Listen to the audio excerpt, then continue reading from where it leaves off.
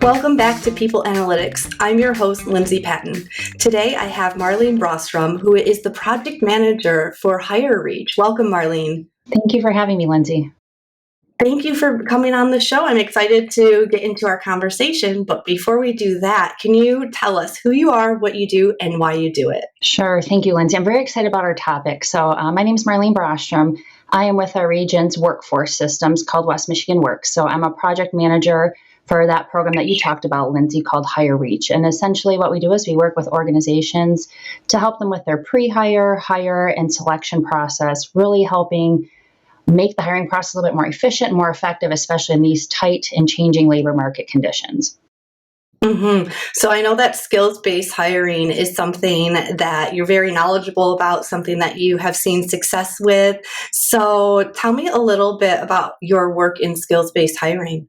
Sure. Yeah. So that's the whole intent of our program. So that skills-based hiring is a good, quick high-level term to explain what it is, but it's essentially helping employers with the decision of selecting talent, using skills as a way to assess and measure people and really help the organization understand what makes a good fit for their workforce, for their jobs.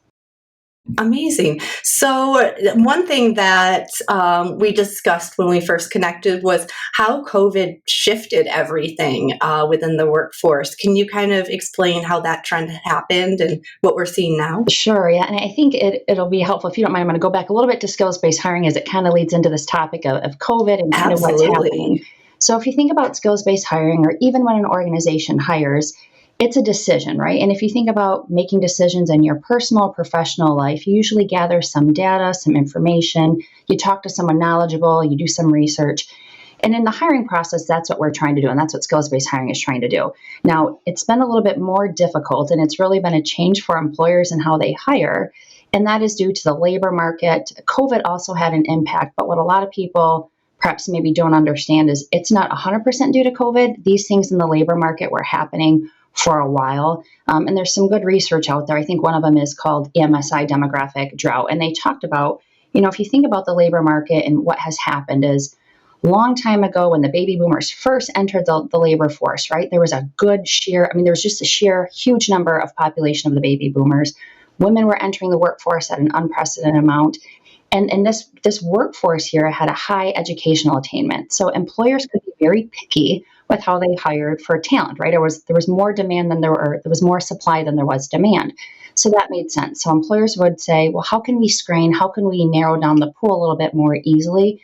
And that was with these education, credentials, degrees, things of that nature. Now, what's happened since, and again, COVID has since really, accelerated it, was to go, the baby boomers are starting to retire. We've had a good number of baby boomers retire in 2020. About 2 million women left the workforce between 2020 and 2022, so during this pandemic. Mm-hmm. And wow. Then, the birth rate is low. So you have all these things that really impacted demand. COVID accelerated it with all the ebbs and flows of COVID shutting down. No, we need to hire people. People want to work remote. Yeah. And so employers are now faced with there is less supply, but we still have demand. So employers have said, we do have to change the way we hire. We can't just blanketly say, hey, we need anyone that's got we're going to use a degree as a way to screen. We got to get better understanding, who makes a good fit for our organization, what skills do we need? And really it's turned into, and again, COVID accelerated this, as a human capital economy, right? People are the most important asset, and there's less of them than there was, 20, 30 years ago. So employers are really having to adapt and change the way they hire, which that's hard to do when you've been doing something the same way for the last 20, 30 years. Yeah, absolutely. And one thing I admire about you is that you are ready with stats and facts.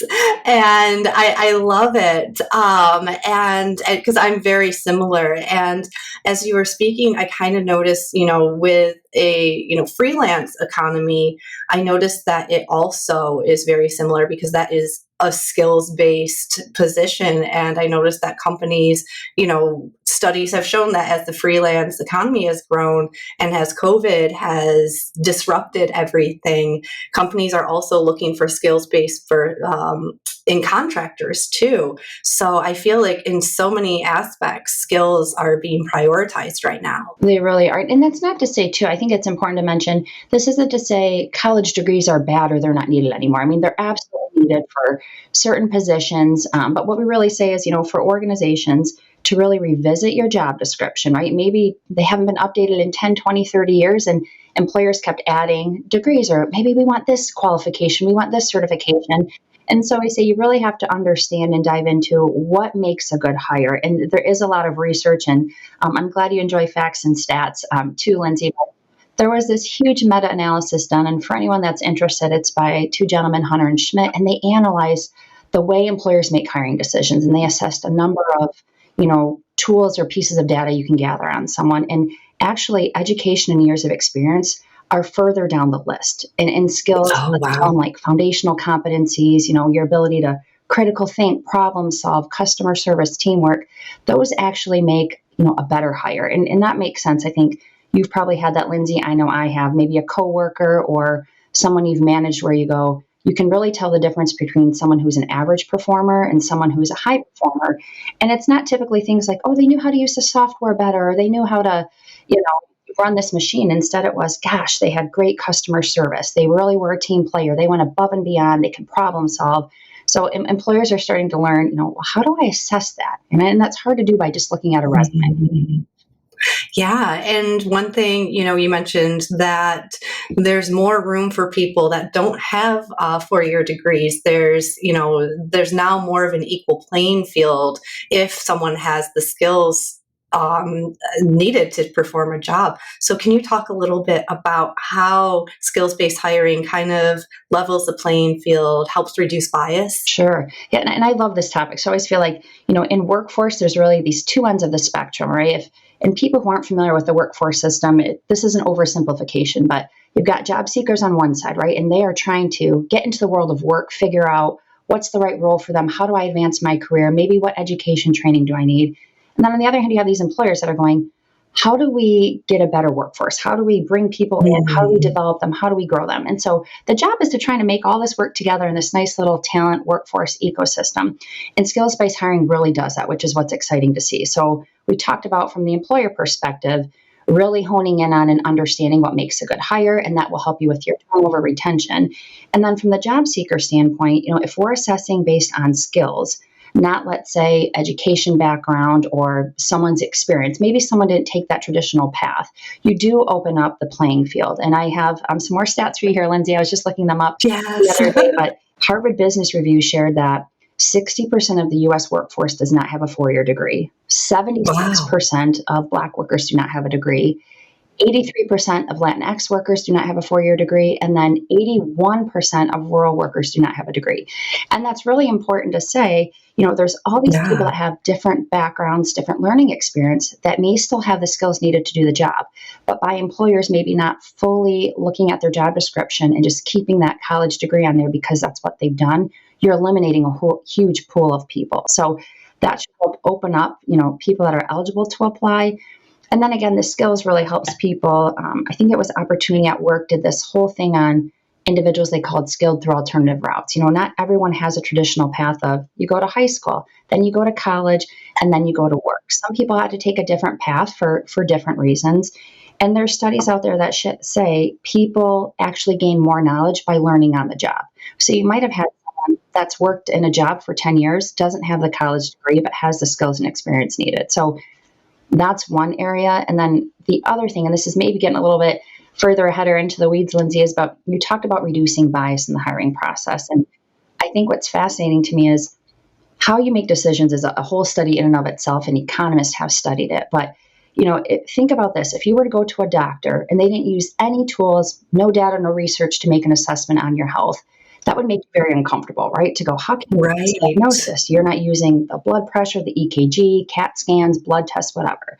But yet in talent acquisition or human resources, we often expect organizations to make hiring decisions by simply meeting someone in an interview or looking at the resume. Yeah. And just Yeah. by human beings who we are, we have unconscious bias. So I might look at a Mhm. resume and go, oh, that person went to U of M. I hate anyone who went to U of M. I'm a Michigan State fan. Or, oh, they worked at this employer. I used to work there too. And then you immediately have this connection and this bias on how you feel about someone. And that's not always accurate. And I think I'll Mhm. reflect on even some of the interviews I've had, and I don't know, Lindsay, if you've had them too, where they may ask random questions like, if you could pick a color, what would you be? If you could be a superhero.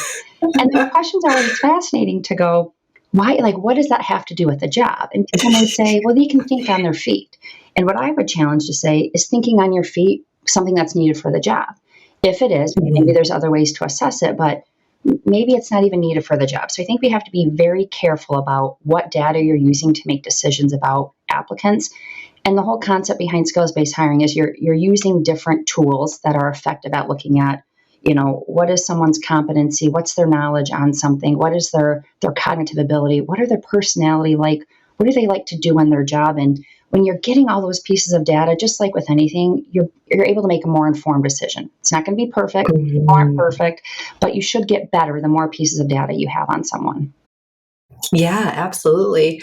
And would you say that a portion or a challenge that is contributing to that is that a lot of people, leaders, are really overwhelmed right now, so they can't really hunker down and focus on the best strategies? That's a very good point. I feel like all of us probably feel that way, right? You're always asked to do more with less, right? And that's part of life. I understand that. And I think our economy is so focused on improving productivity, continuous improvement, getting better, and that's good.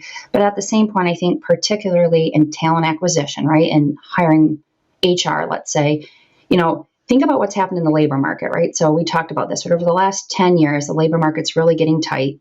And then you have Mhm. COVID, which a lot of the nuances of COVID transferred over to HR, right? So HR had to figure out, okay, these people, we now had to shut down. What happens to them? What happens to their unemployment? We have to bring people back. Now we have safety things we have to deal with. What's the leave of absence look like? What does our sick policy look like? People want to remote work. So they're dealing with not Mhm. only trying to find people when there's not enough people out there. I think the latest research, and I don't know if this was just a Michigan number or United States number, but there was 1.7 job openings for every person available. So they're already dealing Mm. with that. And then added Yeah. the COVID dynamic. So it is really challenging, I think, for talent acquisition, HR, and then even for hiring managers, right? They have their own separate job to do. Many of the hiring managers don't hire day in and day out. They have their own job to do. Maybe it's Yeah. running a line, they're supervising people, they're managing a process. So all of that does add into maybe a little bit more, we can't be as robust and complex as we want to in the hiring process just because of capacity right Mhm. now. Yeah, yeah. So, what could, I mean, this is not for you to solve a problem because I think this is a problem that is maybe not completely solvable, easier said than done. So, what would you recommend? Any tips to try to focus on those hiring practices to reduce bad hires? Sure. And that's a good question. And you're right. There isn't like the silver bullet, right, for what can solve it all. And I think what happens is people can get overwhelmed, right? Even I always use the analogy for Mm. weight loss. I don't know why it fascinates me, but we all know there's certain things you need to do to lose weight. You got to work out, you should track your food, drink water, Mhm. sleep. But sometimes that can feel overwhelming. So even any baby steps you can take. So we always say with Mhm. the hiring process, a couple things is to go, it doesn't have to happen overnight, right? Continuous improvement is a Mhm. journey, maybe make some baby steps. I think strategically, talent acquisition, I think hopefully now does, but has a seat at the C suite table, right? So if people are the most Mhm. important asset and it's a human capital economy, talent acquisition HR should be at the conversations with the leaders, with the C suites to start having those. What's our strategic plan? What does our growth look like? What is this workforce planning? And then talent acquisition can advocate for some of the resources and support they need. I think talent acquisition HR are more aware of what's happening in the labor market, but we see sometimes the other leaders are not. And that makes sense, right? They don't live and breathe the labor market, they're managing other aspects of the Yeah. business. But having everyone at the table so we all understand what's going out there with the market, what talent acquisition needs to be supported is a huge thing. And then I think hopefully once those conversations are happening and talent acquisition can support this, and align with the strategic plan, then from there it's all about execution, operationalizing it. Ideally, we'd like to say if talent acquisition is big enough and has the capacity, that they really serve as the center of excellence, right? It's kind of like what you learned in, economics early on, right? The person that's really good at doing one function should continue to do that because they're really good at it. So we'd say if you really want to focus on that, have talent acquisition be your expert in hiring, sourcing, building this robust process, and then partnering with the hiring manager to say, what do you need for the job? How can we work together? What does your department need? And they really work together as a partnership. We think that helps add in a little bit more efficiencies and a little bit more effective, process for hiring. Yeah. So what does that partnership look like on like a day-to-day basis, or and versus a big picture Sure. scenario? Yeah, I'm gonna rely on the knowledge. So as part of our HireReach team, we have someone. Her name's Julie. She's phenomenal. She's done talent acquisition for years, and she started running what we run in HireReach now at an organization 10, 20 years ago. And so what she often talks about, if we were to go through what a typical process would be, and this is ideal state, Lindsay, I understand that, not all organizations may be able to do this, but Yeah. it's important for talent acquisition to understand, like we talked about, what does the organization need? What's the culture like? What are our goals? What are our pillars? What are we trying to achieve here over the next 1 year, 2 year, 10 years? And then from that to understand the department. So working with the hiring manager, talent acquisition, to say, what is your department like, right? What's the culture like? What does your team look like?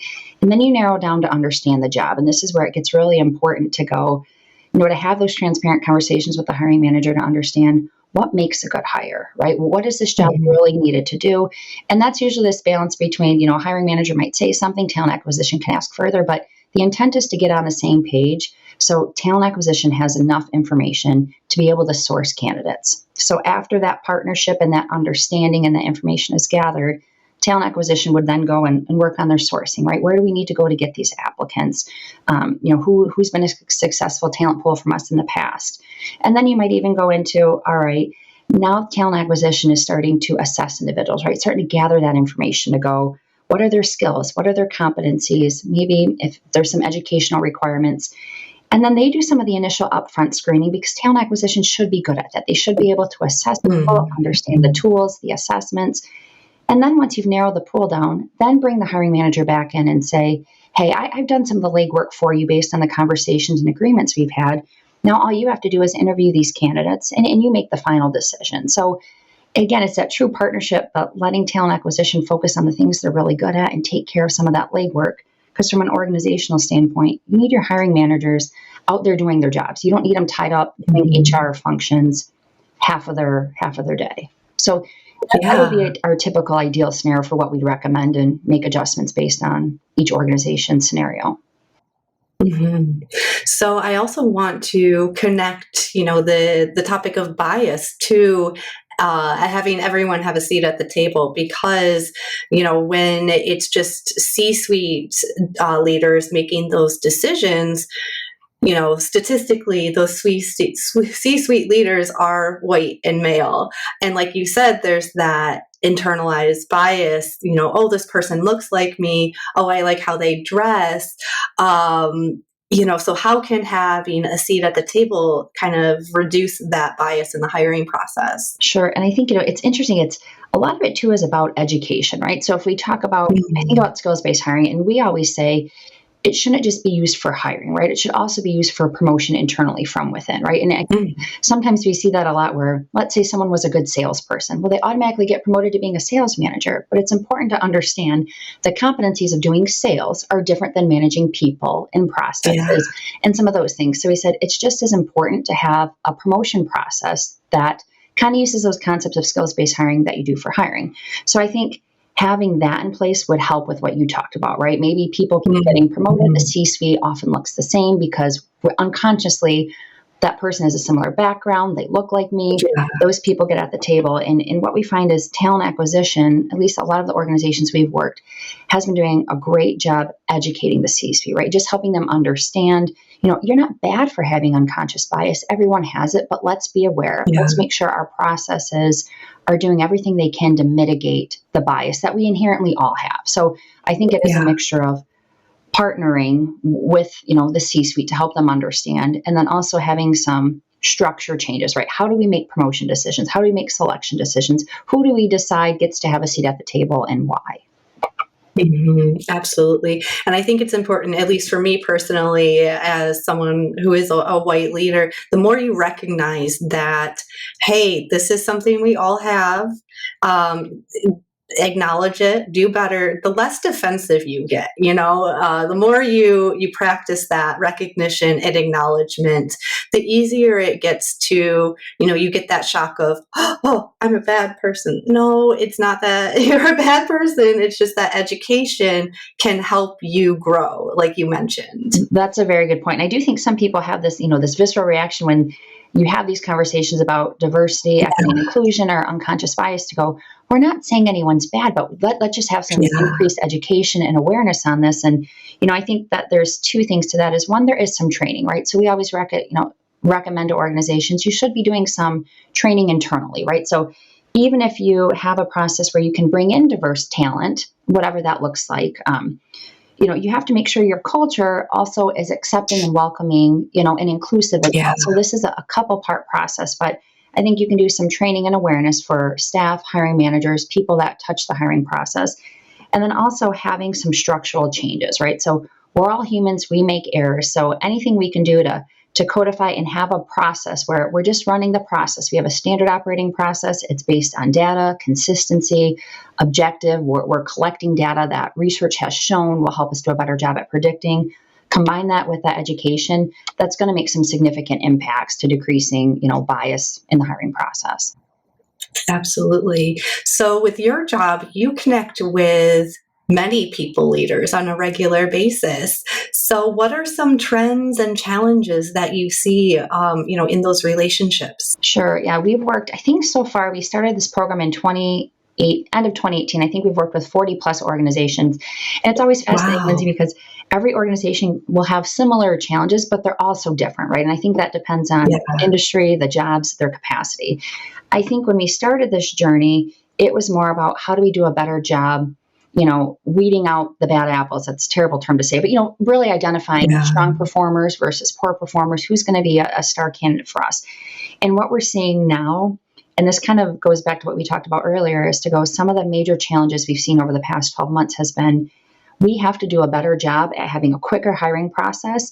We have to be able to not just weed people out, but instead, how do we do a better job at identifying who's got the best capability and the talent? So if you're used to having 50 people apply and now you've got 5 people, you can't be as picky and you're not going to get the perfect candidate, right? Like you maybe used to strive to get 10, 20 years ago. How do you really identify someone's capabilities? If they're not perfect right now, how do you understand who's going to be the best at being able to be trained, developed? So that's been a huge thing. And then I think capacity, like we talked about earlier, talent acquisition swamped. So anytime you work with them, most organizations want to do a better job at, implementing some of these best practices, research into the selection process, but it's more a matter of, we're putting out fires right now. We have so many vacancies we need to fill. So help us take some baby steps so we can get there. But yeah, it's mainly capacity. And then how do we do a more efficient, effective job and making it easier for our talent acquisition team, right? I mean, we could gather data till we're blue in the face. And I think, Lindsay, it's one of these balancing acts where in order to have a better process and be more predictive, you want to gather as much pieces of data on someone as possible. But you also have to balance it with what the market will accept as far as how long can a hiring process be? What do you know? How big is your candidate pool? So, again, going back to the weight loss analogy, I know I should do all these things to lose weight. Maybe that's not realistic for my lifestyle right now with my kids and my family and my job. So I need to balance what works for me, where I can still achieve the results and go from there. So I think the balancing act employers have to have is, I'm kind of keep spinning the wheel. People are leaving. I got to get more people in. But at the same point, I need to invest some time and energy in really improving our hiring process. Yeah. So one thing that Staff Geek is, very big about is strong culture and leveraging culture. And so you've mentioned you've worked with 40 organizations. So those are a lot of different organizational cultures that you've seen. Do you have any good examples of organizations that are doing culture right, or something that you picked up that you're like, oh, that's really wonderful? It's fascinating. Lindsay, I was telling you that we had this conversation with Staff Geek the other day. So it's interesting. I think many organizations are aware of, culture is a thing at our organization. And we kind of look at it two ways. As if I'm going to apply for a job, there's a couple of things you want to make sure. One, I'm a good fit for the job, right? And that's based on skills, interest, personality. There's this thing called job fit. And then there's also, am I a good fit for the organization? Because each organization has different values, cultures, they operate, management style, all those things are part of the culture.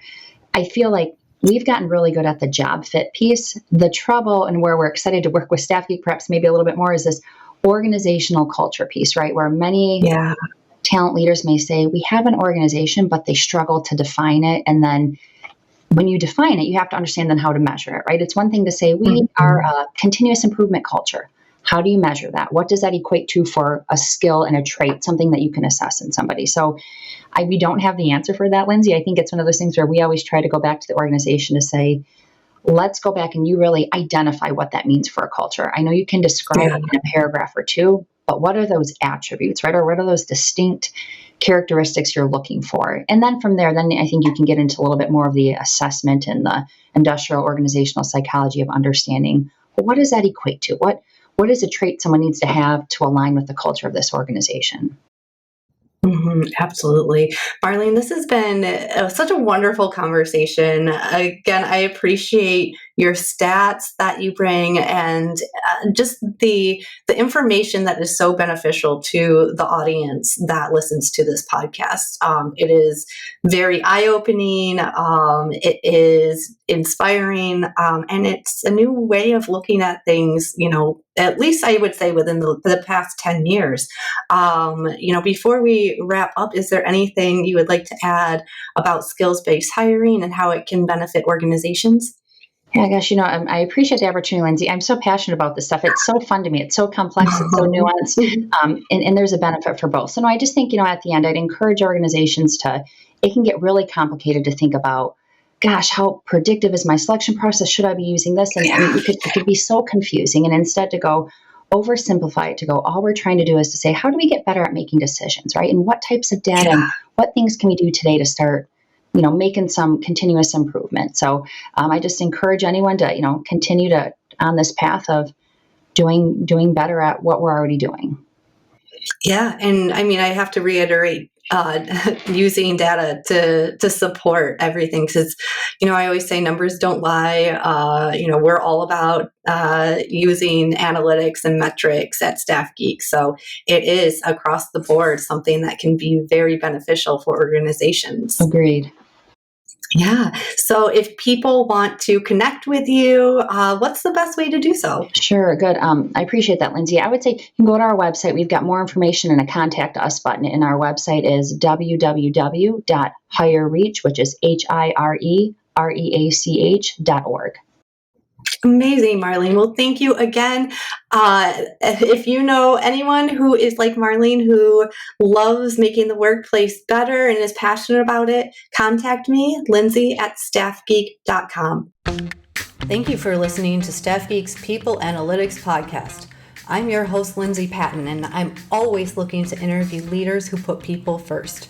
If you or someone you know lead with a people-first mindset, please email me at lindsay@staffgeek.com. That's LINDSAY@staffgeek.com. If you want to take things a step deeper and understand your organization's true culture DNA, I encourage you to take Staff Geek's free culture assessment. Just head to staffgeek.com and click the button that says Free Culture Assessment. Thanks again for listening.